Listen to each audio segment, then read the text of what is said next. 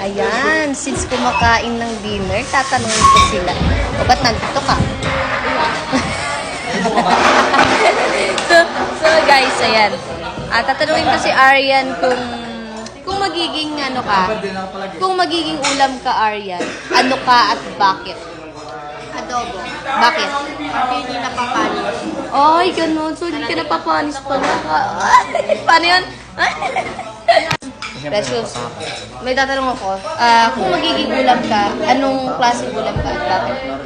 Anong klaseng ulam? Ano siguro adobo? Kasi the more kasi na tumatagal, tsaka hindi napapanis agad-agad ang adobo, mas tumatagal. Ay, ganun. Para kayo ni Aryan, hindi napapanis. Wow naman. Guys, kung magiging ulam ka, anong klaseng ulam ka at bakit? Gusto ko bulalo. Bakit? Para sinisip-sip. Ayun! Sinusupsop ka ganun. Ikaw, Dave.